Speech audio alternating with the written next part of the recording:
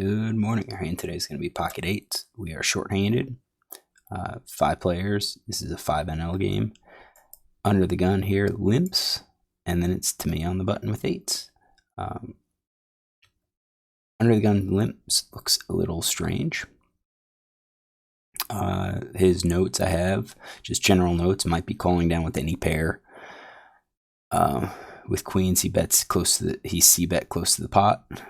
That's an overpair, and then checked once the ace came. I've got, limp and called to raise with 4s, with king 9 suited, donks flop, with pair, plays turn aggressively. I think overall, just when we look at his stats, he doesn't really limp, but I only have 42 hands on him. So, his limp first in stats, 1 out of 24. That's not a whole lot. I have him limping in early position, so maybe this is a case where he's in early position. He's much more likely to limp, but I do think he's very capable of raising hands like those, and thus his range is going to be something fairly weak. Maybe the suited aces are in his raising range, maybe they're not, but you can see it generally weak. He's going to be lacking these high cards. It's on me, and I have my button raise. Button ISO raise looks something like this. This is the always versus the optional. I'm just going to go ahead, and anytime this happens against a player like this, I think he's loose. I'm just going to go ahead and always ISO. And we also know that he can fold to a 3-bet, so he folds 1 out of 3 times when he raises and then gets to a 3-bet. So I ISO raise. We're going to be ISO raising to about 5 big blinds here. And then it folds around, and villain 4 call. So now we go back to his range and say, would any of these hands just not call? If he limps and then gets raised, he's out of position.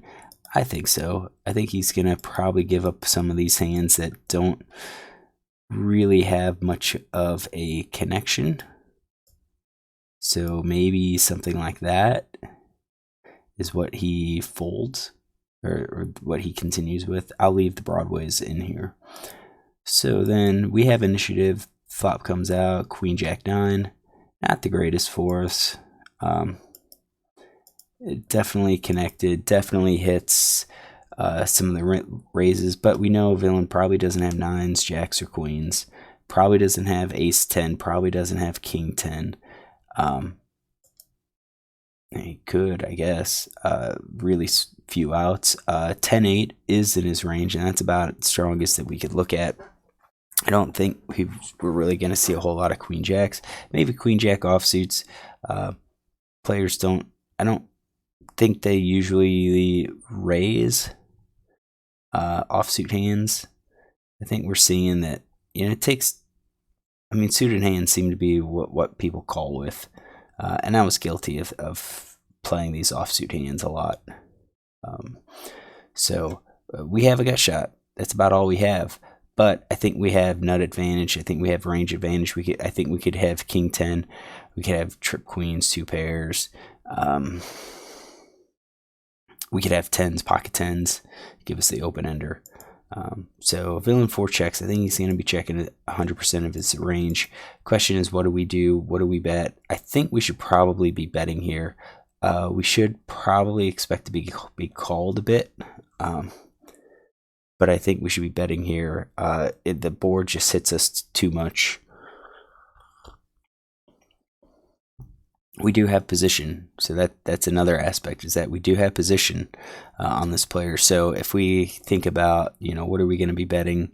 What do we bet for value? What do we bet as bluffs? I think we have a lot of cards that we could bet for bluffs. I think we have a lot of cards that we could bet for value. I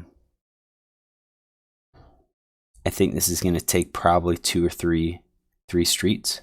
So if we are going to check, we could check our straight, because I don't think we have to necessarily worry about, improving or losing to a flush at this point. There is backdoor flush draws, but that's pretty slim. So I would, possibly check to slow play the straight. And then you have to have more, which means that, because I have a lot more C-bets, then I think we should probably, let's get this, probably just make this a bet. So I think middle pair is probably about as much value as we can get. Tens, I think, are kind of somewhat value. That's part of open-ender. Bottom pairs, you can see if we're going to bet, we're almost going to be betting almost our entire range. That's 81%. And that's probably okay. I mean, we have a fairly wide range. We do apply pressure. We have position. We could easily, take a free card at, on the river. We have 8, so we block, 10-8.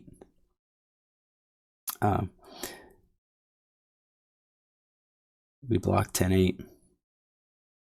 But I think his limp call, I think we can exclude ace, queen, king, queen. I just think it's going to be weak. I think we could bet here. We're going to be betting most of our range. It doesn't really matter that we have 8s. I think we bet most of our range here. And we do have a lot of draws and a lot of bluffs. I didn't do that. I think that was probably a mistake. So then 6 of clubs comes out. And villain checks. And now that we checked it once, and villain checks again, I think villain's probably going to be checking 100% of his range here. So now when villain, we check one time and then we check again. Yeah, we could bet. No one's really showing some strength, and maybe this is it. I would probably then, let's get this. I think at this point, this is 100%.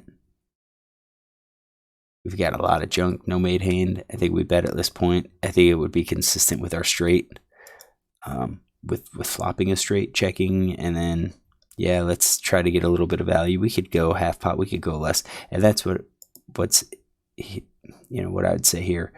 With our c-bet, I don't think we need a big c-bet. I think we can make a c-bet of 4, maybe 3.5. I mean, we raise it to 5, then we make it a bet of 4, less than half pot. It's going to be hard for him to call with anything. So that's why I think we should probably just go ahead and c-bet, the vast majority of our range on this board.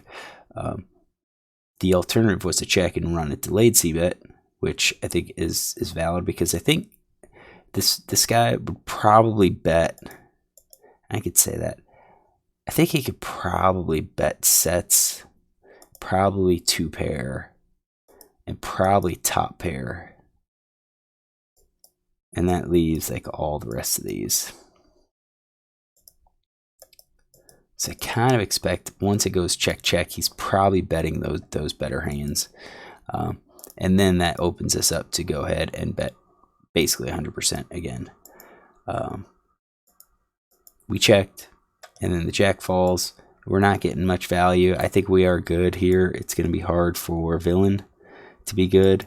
He checks again, and at this point when we look at it, I think definitely he would have bet the straight, probably would have bet the 3 of a kind. So we're looking at weak pair, ace high. We're looking at basically a bunch of hands that we can beat. If I bet, could we get called by anything? Yeah, he might think we are bluffing. So I do think we should probably be betting most of our weak pairs. Probably all the way down to a weak pair. Ace high, we beat. I think we're just going to go try to get some value. We could do nothing, bet with nothing. Just kind of a question mark of how often does he bluff catch, and what does he bluff catch? Out of these hands, it's he would call 37% with a weak pair, maybe 24%, so maybe 50%. We could bet small again, and we could throw in some ace high hands. If we have ace high, we kind of make it less likely that he has ace high. We could throw in some of these nothing hands as a bluff, just kind of balance. But I think we're targeting, this is 5 NL. I think we want to go for a little bit more value. We don't want to make, create, some bluffs, because these players tend to call down, especially he calls down with any pair. I think we want to make sure we have at least a pair.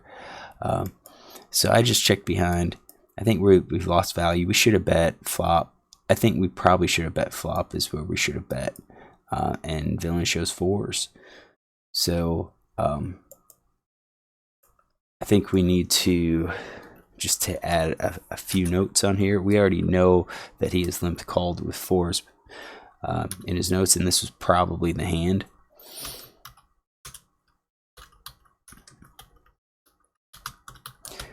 Limp call on a gun versus button 5 big blind ISO with 4 hearts 4 clubs, and then he is out of position.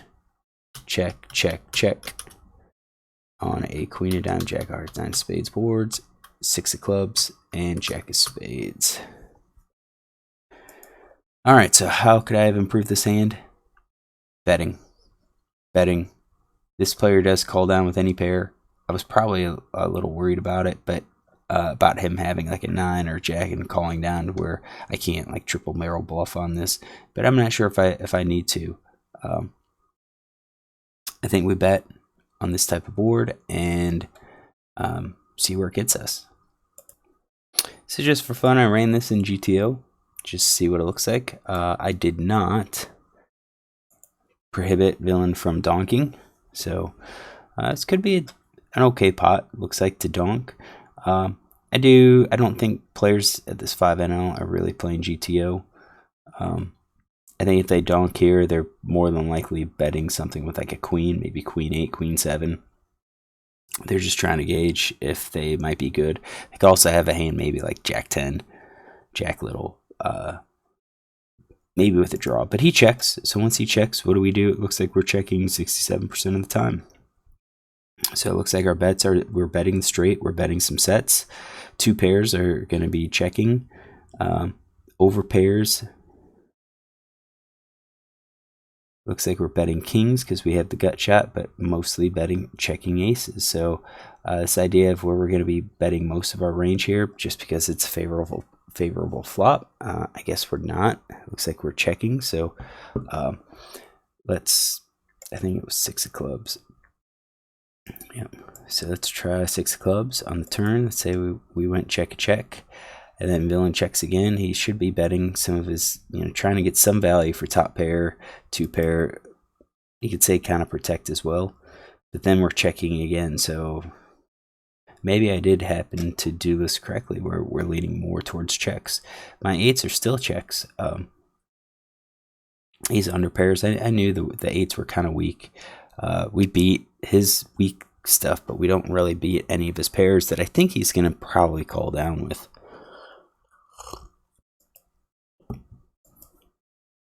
So then jack spades hits. Then he checks again, and then do we bet for value? Yeah, it looks like we're betting some of the weak pairs, not all of them. Looks like the 9s plus, and then top pair, some of the over pairs. Bet we go for like we sometimes check with those. I do think sometimes the check with those, because we block. Are those the backdoor flush draws? No, it's the clubs.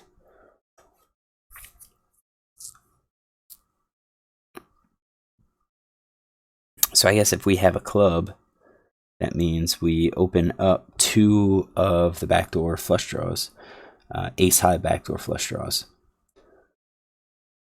So maybe be more willing to bet those. But I guess we didn't play this terribly. GTO seems to agree with it, but then again, we didn't like specify don't donk or anything. So incidentally, maybe this is actually a decent hand. I do think being aggressive could have worked, but I mean, we won the hand anyways. Being a little bit more cautious, especially against a calling station. All right, hopefully you enjoy this hand. If you do, look tomorrow for another.